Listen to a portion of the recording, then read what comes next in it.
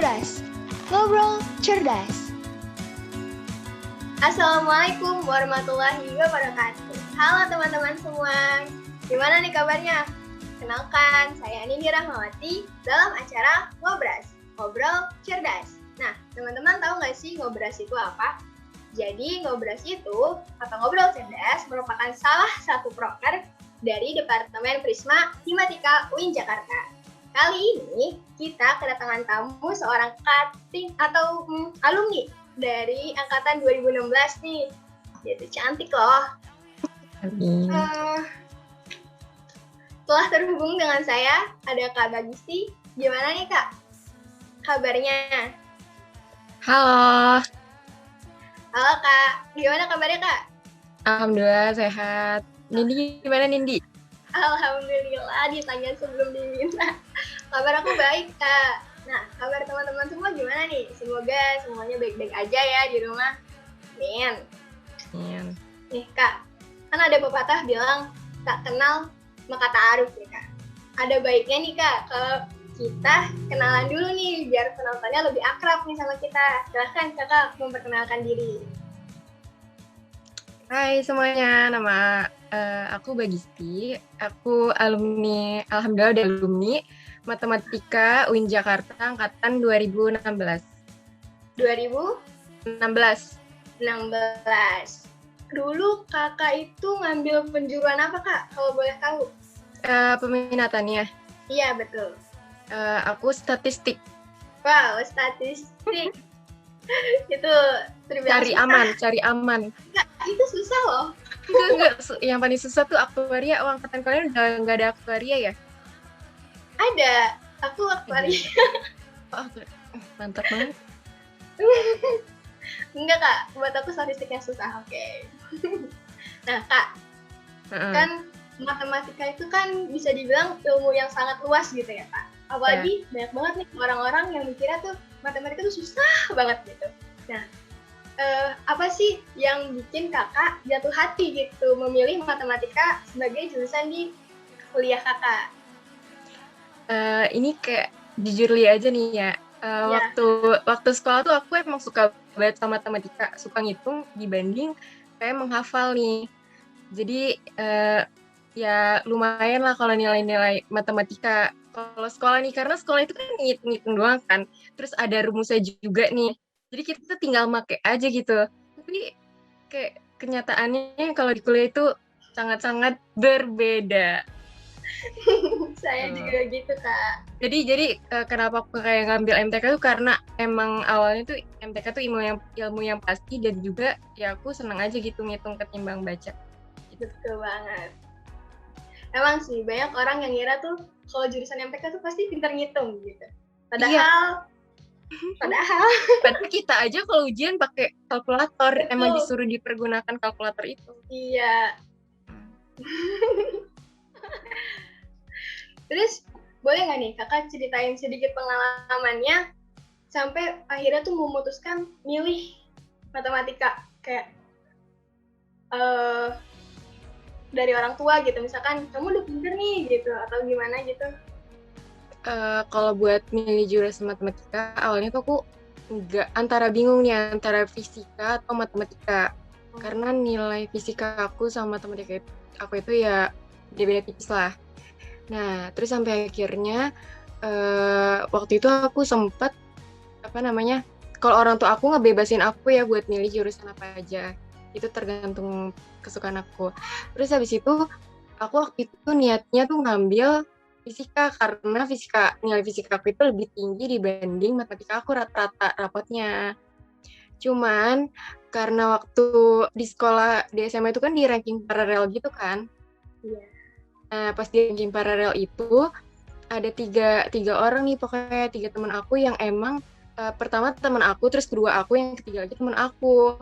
Nah, teman aku yang pertama ini mau ngambil fisika UI. Nah, aku kan juga pengen ngambil fisika UI kan awalnya. Terus karena dia udah ada, jadi aku kayak yaudah deh aku mundur aja nih, aku milih matematika aja. Nah, tapi ternyata teman aku yang urutan ketiga itu dia memaksakan SNMPTN ikut juga tuh masuk fisika UI, dan ternyata dia keterima. Yaudah akhirnya aku milihnya matematika aja gitu. gitu. Dan Oh, berarti dulu kakak SNMPTN ya? enggak, aku Oh. SNM gak keterima, terus SBM gak keterima, aku milihnya UIN terus matematika, tapi aku terimanya lewat mandiri. Oh gitu. Wah Jadi teman-teman, berkali-kali. menarik banget pengalaman kakak mulai dari padahal nilainya tuh udah 3 besar gitu ya kak, tapi ya namanya keuntungan ya kak. Iya benar banget, itu untung-untungan sih. Betul banget. Jadi kan pasti nih kak ya, yang namanya proses itu nggak seru gitu kalau nggak ada yang gagal gitu kan. Nah, Benar-benar. gimana sih cara kakak buat ngatasin kegagalan itu? Kayak kalau kayak gitu sih, kan banyak biasanya kayak orang-orang yang atau orang tua sih kayak kenapa kok dia bisa kamu nggak bisa gitu, kayak Ya, banyak ini aja sih kayak sabar dan ngasih pengertian gitu ke orang tua gitu, dan nggak usah putus asa, pokoknya kita harus terus berusaha aja sih gitu. betul banget. Nah, jadi gitu teman-teman. Memang sih kayak kalau lagi gagal tuh rasanya kayak dunia tuh hancur gitu kan. Kayak udah gak punya harapan kan. Iya kan. Nah, jadi ya kita tetap butuh support system sih biar tetap bisa ngejalaninnya, dan kita juga harus ngedukung diri kita sendiri, kayak kita tuh pasti bisa gitu, meskipun saat ini gagal pasti ada jalan-jalan lain gitu ya Iya kan. benar banget tuh. Nah, aku semakin penasaran ya sama Kak Bagisti. Apalagi kan saya nih sebagai mahasiswa semester 4 tuh udah mulai ketar-ketir nih Kak tentang skripsi. Iya. Nah, aku mau tanya dong Kak, kalau untuk menjadi sarjana matematika di UIN sendiri tuh prosesnya kayak gimana sih Kak? Jadi semester kan ada PKL gitu juga kan, PKL atau magang deh. Nah, itu tuh adanya di semester 7. Tapi sebenarnya tuh kita bisa ngambil itu di semester 5 gitu. Nah, waktu itu aku ngambil PKL tuh di semester 5. Niat aku biar aku nanti nggak pusing-pusing ngurusin skripsi aku gitu kan. Jadinya aku ngambil PKL duluan nih gitu. Tapi pada kenyataannya ya tetap aja aku udah mulai duluan, udah start duluan gitu kan. Terus tetap aja gitu aku telat-telat juga. Terus habis PKL itu ada yang namanya seminar proposal gitu. Seminar proposal itu cuman 1 sampai bab 3. Nah, itu tuh kalau di jurusan matematika biasanya tuh dilakuinnya tuh bareng-bareng ke kelas, terus nanti di situ banyak dosen-dosen. Semua dosen gitu dari berbagai bidang. Nah, di Semprop itu kita di ACC tuh judul yang diterima atau yang ditolak gitu. Tapi kalau misalkan nanti judul skripsi kalian itu ditolak, kalian nggak perlu seminar proposal ulang gitu, kalian cuma perlu menghadap dosennya aja. Nah, habis seminar proposal itu kalian langsung itu nanti habis itu dapat penguji sama dapat pembimbing, dosen pembimbing, habis itu nanti kalian baru seminar hasil terus skripsi deh, sidang maksudnya. Oh gitu Kak, berarti untuk nyiapin judul itu pas seminar proposal. Seminar proposal, iya. Itu di semester berapa Kak? Seminar proposal itu semester 7. Oh, kalau misalkan kita dari sekarang gitu udah nyiapin itu boleh nggak sih Kak? Boleh banget Kak, itu malah lebih bagus. Aku tuh saranin banget pokoknya secepat mungkin, karena skripsi itu nggak ada yang kayak beberapa materi yang dipelajarin, cuman emang basicnya tuh dari nol, jadi kita nyari bener-bener dari awal, bener-bener kita nggak tahu sama sekali skripsi itu gimana. Sekalipun orang yang pinter pun itu juga nggak tahu skripsinya tuh apa gitu, belajar apa, jadi emang semuanya tuh belajar dari awal gitu. Aku mau nanya lagi, kalau misalkan kita dalam memilih judul skripsi gitu Kak, itu tuh ada kualifikasi tertentu nggak sih? Kayak misalkan judulnya tuh harus yang menarik, atau harus yang saat ini lagi booming nih gitu, atau gimana Kak? Sebenarnya kalau kalian mau ngambil judul skripsi itu, kan aku anak statistik ya, tapi aku nggak ngambil skripsi statistik nih, gitu. Aku kan ngambil graf. Jadi kalau mau ngambil judul itu terserah kalian maunya apa, terus kalian pokoknya nggak terpacu dengan peminatan kalian. Nah, kalau misalkan judul sih, ini saran aku aja ya, kalian nggak perlu ngambil yang susah-susah atau terkesan, pokoknya yang keren banget itu nggak usah deh, jangan-jangan. Pokoknya yang menurut kalian itu, kalian ada temen ya, kalau ini dari aku aja ya, kayak misalkan aku ngambil draft nih, aku punya temen seperjuangan yang bisa nanti ngebantuin aku atau memotivasi aku kayak gitu. Jadi nggak perlu ngambil judul yang gimana-gimana gitu. Tapi boleh-boleh aja sih. Iya. Kalau Jadi yang ambil aman aja kadang belum tentu aman gitu ya Kak. Gimana kalau mau yang coba-coba? ya karena otak aku standar nih. Ya enggak Kak. Tapi keren banget. Nah, terus kan kalau sekarang itu kan lagi pandemi gitu ya Kak. Mungkin kan pembuatan skripsinya tuh di tahun-tahun belakangan ini beda nih sama pembuatan tahun lalu gitu. Kayak pelaksanaannya kan kalau sekarang online gitu kan. Ya. Ada nggak sih Kak kendala-kendala yang Kakak hadapin waktu nyusun skripsi online? Kalau online tuh males aja sih. Itu jujur itu males banget. Tapi untung dan alhamdulillahnya tuh dosen aku mau diajak bimbingan offline. Bahkan mereka yang nyuruh. Karena teman-teman aku ada yang nggak pernah ketemu sama sekali sama dosennya. Karena mereka maunya tuh kalau online tuh agak susah kan. Terus kalau offline pun juga mereka nggak mau ketemu gitu. Jadi kayak aku beruntung banget ya, dosen aku itu mau diajak ketemu langsung. Kendalanya itu bener-bener malesnya tuh harus parah banget deh. Bener banget Kak. Yang tugas biasa aja kadang tuh males gitu, apalagi yang skripsi. Pasti males sih. Cuman kita ya harus lawan lah ya gitu. Nah, terus aku mau nanya lagi nih Kak. Kan biasanya nih Kak, kemarin-kemarin ini kan lebaran nih. Nah, kalau misalkan mahasiswa tingkat akhir nih, sering banget nggak sih ditanya kapan lulus gitu. Nah, kalau dari keluarganya Kak Bagisti, ada nggak sih yang kayak gitu? Mama aku sih paling, kan kemarin aku kan sidang sebelum lebaran, pas banget dapet sebelum lebaran tuh alhamdulillah banget. Aku juga udah kayak hindari banget pertanyaan-pertanyaan itu di keluarga besar aku kan. Iya. Tapi kayak misalkan mama aku nih ngasih kayak, kamu kapan sih, karena tetangga-tetangga aku tuh ada beberapa yang emang satu angkatan sama aku dan mereka udah lulus. Itu repot banget tuh kalau di situ, karena mereka udah lulus sedangkan aku belum. Padahal tingkat kesulitan skripsi orang kan beda-beda kan. Bener banget. Terus kayak mereka pakai SPSS nih, kita SPSS cuma buat tugas kan. Iya, kayak gimana kita kayak emosi banget. Nah terus habis itu tapi di sini ada tetangga aku yang emang anak UIN. Dia angkatan 2015 dan belum lulus. Jadi aku bisa pakai itu gitu, kayak Ma itu aja ada angkatan 2015 belum lulus gitu kan. Aku berusaha aja gitu. Mama tolong doain aku aja. Pokoknya minta doa aja sama orang tua supaya ya kita cepet-cepet lulus gitu. Kita juga harus berusaha juga sih. Iya, benar banget. Kan kita juga perlu semangat gitu dan didoain sih pastinya ya. Ya.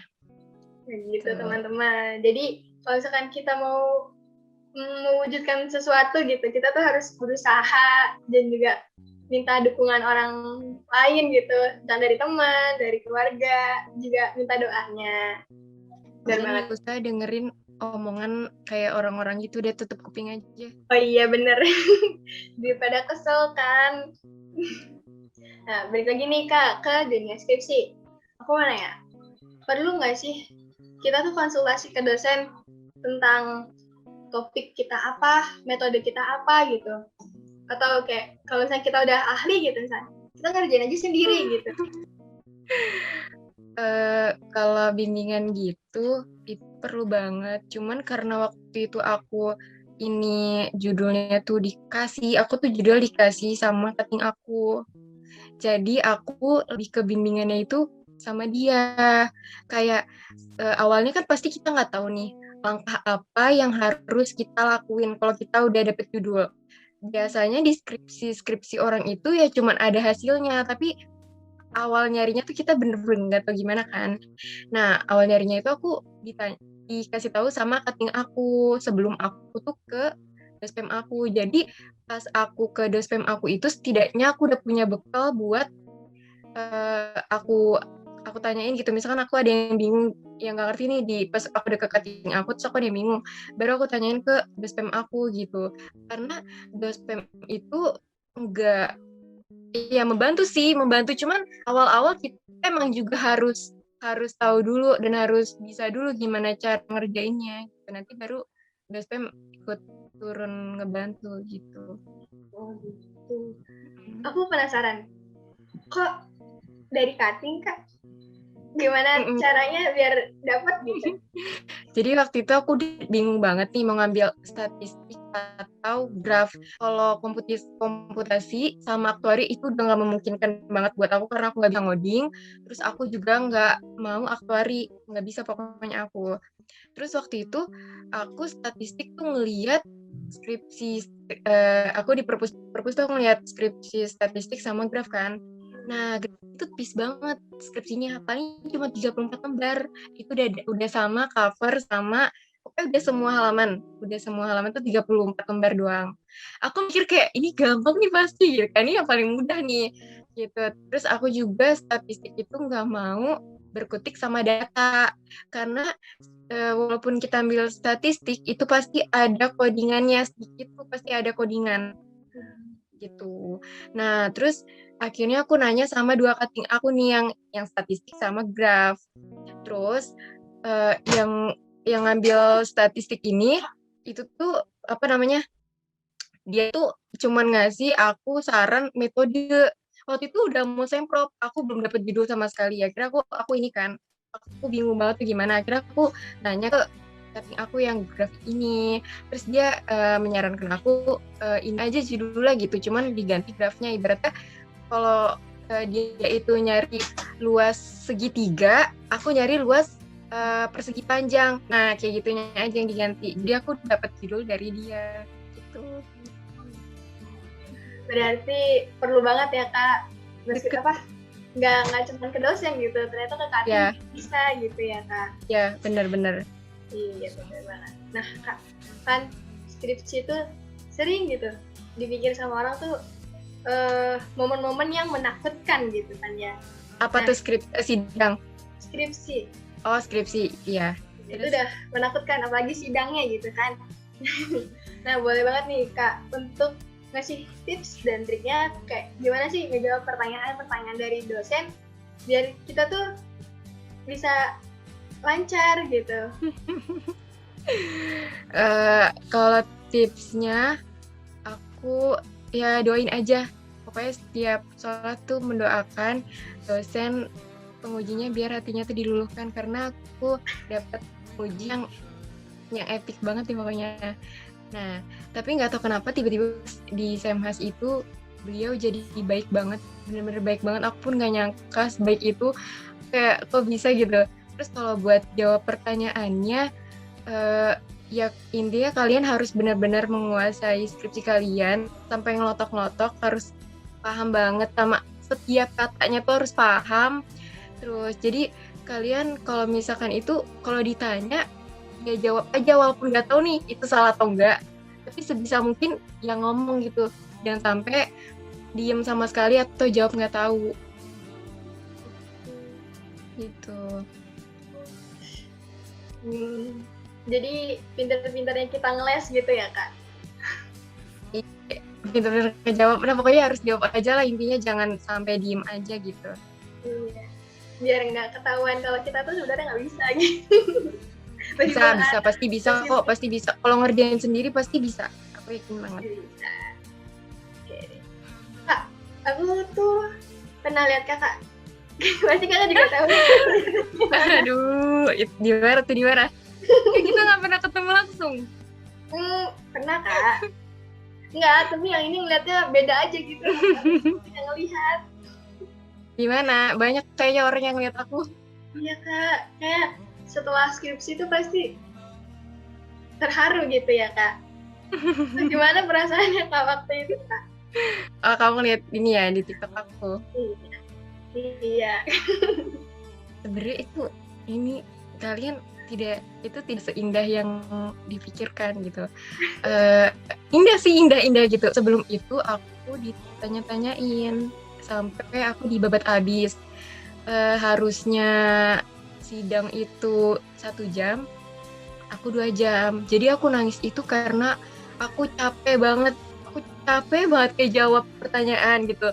Kok kayak aku nggak sadar nih, aku udah nyerocos aja gitu kan jawab pertanyaan dosen gitu kan. Terus ternyata udah 1 jam, itu baru satu penguji gitu kan. Belum yang penguji yang kedua gitu. Padahal tuh penguji yang kedua udah ngomong kayak gini, udah ya Bu, saya kayaknya nggak usah nanya lagi. Gitu udah happy banget nih, ya selesai. Ternyata PR-nya banyak banget. Gitu. Jadi aku nangis, capek aja gitu aku nangis karena capek. Nah, acara kali ini sangat inspiratif dan memotivasi sekali ya teman-teman. Apalagi sama Kak Bagisti nih, yang pengalamannya tuh unik dah. Nah, terakhir nih Kak, boleh nggak Kak untuk ngasih motivasi ataupun pesan kepada teman-teman semua yang lagi berjuang nih menyelesaikan skripsinya? Pokoknya kalau jangan males, dilawan aja rasa malesnya. Jangan nurutin temen-temen yang males juga, jangan dientar-entarin. Setiap hari tuh pokoknya kita harus megang skripsi. Terus kalau bingung itu nanya sama dosen. Kalau capek gak apa-apa istirahat, tapi habis itu kita harus ngerjain aja skripsinya. Terus ingat ya, skripsi yang baik itu nggak harus sempurna, tapi yang penting dia diselesaikan. Bener banget nah teman-teman, yang penting kita tuh harus tetap berjuang tiap hari nih. Kalau bisa nih kita tidur tuh sebelah sama skripsi gitu ya Kak, biar bangun-bangun tuh langsung kayak skripsi kan gitu. Jangan. Oke, pokoknya tetap semangat teman-teman semua, jangan pantang menyerah. Dan terima kasih buat Kak Bagisti yang udah luangin waktunya di tengah-tengah kita semua.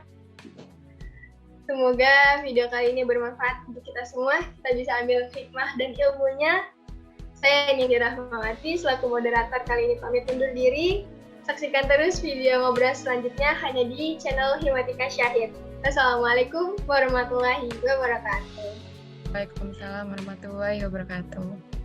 Salam cerdas. Dadah. Makasih Kak Bagisti. Sama.